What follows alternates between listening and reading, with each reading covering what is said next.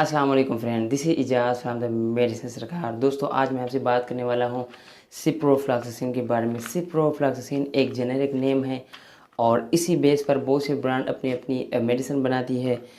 यहाँ पर अभी मेरे पास जो मेडिसिन है वो है नोवेडेट। नोवेडेट सैमी कंपनी बनाती है सिप्रोफ्लॉक्सासिन या नोवेडेट में यहाँ पर 250 मिलीग्राम, 5 मिलीग्राम और 1000 मिलीग्राम यानी 1 ग्राम के पावर में आती है। यहाँ पर और भी ब्रांड्स है, जैसे कि आपको सिपेस्टा मिल जाती है, गेट्स की तरफ से सिप्रोक्सिन मिल जाती है और भी बहुत सी ब्रांड्स है। तो यहाँ पर हम आज इसी सिप्रोक्सिन के बारे में बात करेंगे। इसी वीडियो में मैं आपको बताऊंगा कि आप इस दवाई को कौन सी बीमारी में इस्तेमाल कर सकते हैं, कितनी मिकदार में इस दवाई को इस्तेमाल कर सकते हैं और कौन सी कंडीशन में ये दवाई इस्तेमाल नहीं की जा सकती। तो वीडियो को एंड तक देखिएगा, लाइक और शेयर कीजिएगा, चैनल पर नए तो चैनल को सब्सक्राइब करें, बेल आइकन बजाइएगा ताकि हर नई वीडियो की नोटिफिकेशन सबसे पहले आप तक पहुँच सके। आप ज़्यादा टाइम वेस्ट नहीं करते और मुद्दे पे आते हैं। यहाँ पर हम सबसे पहले बात करते हैं इसके इस्तेमाल के बारे में, इंडिकेशन के बारे में। ये दवाई कौन कौन सी बीमारियों में इस्तेमाल होती है या कौन कौन सी बीमारियों के ख़िलाफ़ इस्तेमाल होती है, ये हम जान लेते हैं। देखिए, सिप्रोफ्लॉक्सासिन क्विनोलोन ग्रुप से ताल्लुक़ रखता है। ये ब्रॉड स्पेक्ट्रम एंटीबायोटिक है।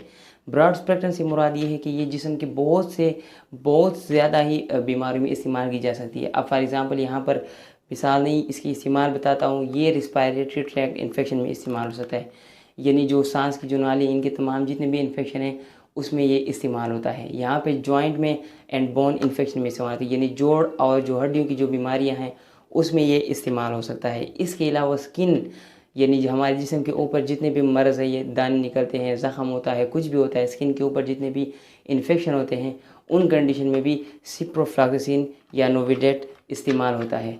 इसके अलावा अगर यहाँ पर बाकी यूजेस की बात करें तो यहाँ पर एब्डोमिनल इन्फेक्शन में इस्तेमाल हो सकता है। एब्डोमिनल इन्फेक्शन में अगर हम देख लें तो यहाँ पर पेट पेचस हो सकता है, दस्त हो सकता है, उल्टी आ जाती है, हैज़ा जो होता है, उस कंडीशन में भी सिप्रोफ्लॉक्सासिन को इस्तेमाल किया जाता है। यहाँ पर अगर बाकी यूजेस की बात करें तो यहाँ पर आप इस दवाई को यानी नोविडेट को या सिप्रोफ्लॉक्सासिन को आप यूरिनरी ट्रैक्ट इन्फेक्शन में भी इस्तेमाल करें, यानी छोटे पेशाब की जो नाली है उसमें भी इस्तेमाल कर सकते हैं। यानी गुर्दों का मसला हो, मसाने का मसला हो, गुर्दों की जो और मसाने के दरमियान जो नाली है, यूरेटर है, उसमें ये इस्तेमाल होता है उस इन्फेक्शन में। अगर हम यहाँ पर बात करें बाकी इंडिकेशन की तो ये जेनिटल ट्रैक्ट इन्फेक्शन भी इस्तेमाल हो सकता है। जेनिटल ट्रैक्ट इन्फेक्शन यानी जो हमारा अज़ू तनासल है या जो हमारे जो आज़ा है, यानी हमारा जो जिसे हम पेशाब करते पेशाब की नाली है या औरत की जो छोटे पेशाब की जो नाली है, उन दोनों कंडीशन में इस्तेमाल हो सकते हैं, यानी दोनों मेल और फीमेल दोनों इस्तेमाल कर सकते हैं। तो ये कुछ कंडीशन है, इन बीमारियों के ख़िलाफ़ इस दवाई को इस्तेमाल कर सकते हैं और ये आलमोस्ट तमाम बीमारियों में इस्तेमाल हो सकता है जितने कि मैंने बता दिए। जिस्म के बहुत ज़्यादा हिस्से को ये कवर करता है, तो ये एक प्लस पॉइंट है जितने भी ब्रॉड स्पेक्ट्रम एंटीबायोटिक होते हैं। तो इसलिए ब्रॉड स्पेक्ट्रम एंटीबायोटिक का ये फ़ायदा होता है।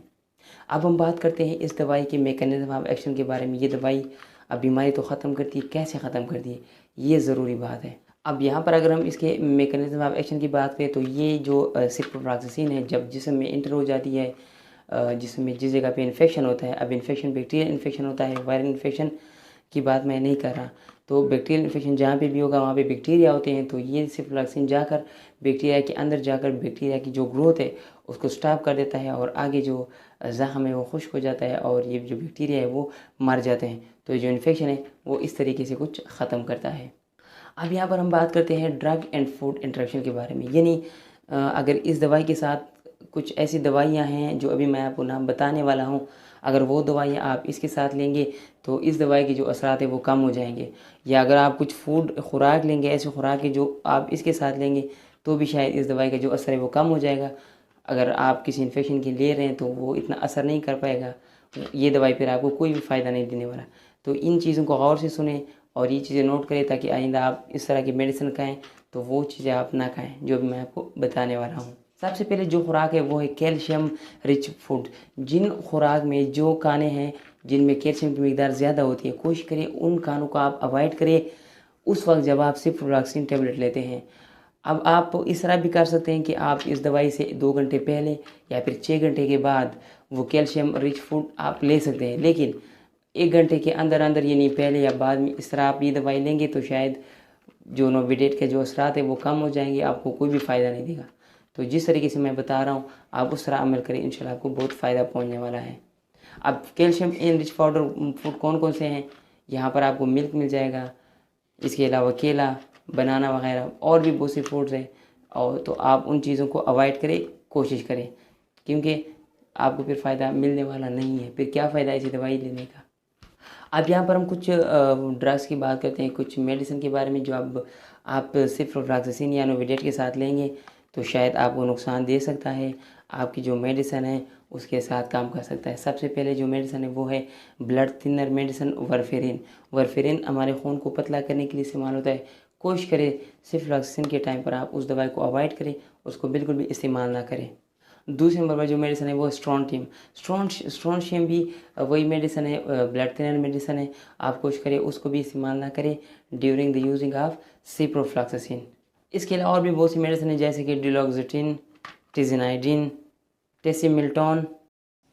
ये वो अद्वियात है जिनका इस्तेमाल सिप्रोफ्लॉक्सासिन के टाइम पे ममनू करना चाहिए, अवॉइड करना चाहिए, क्योंकि ये अद्वियात सिप्रोफ्लॉक्सासिन के असर को कम कर देती है, और आप जिस मकसद के लिए ये दवाई लेंगे वो आपको फ़ायदा नहीं देगा, वो मसला आपका ठीक नहीं होगा। तो इसलिए इस दवाई को आप कोशिश करें सिप्रोफ्लॉक्सासिन के टाइम पे ना लें। तो ये कुछ ऐसी डिटेल थी सिप्रोफ्लॉक्सासिन के हवाले से जो शायद बहुत कम शेयर की गई होगी। तो आज के लिए बस इतना ही, अपना ख्याल रखिएगा।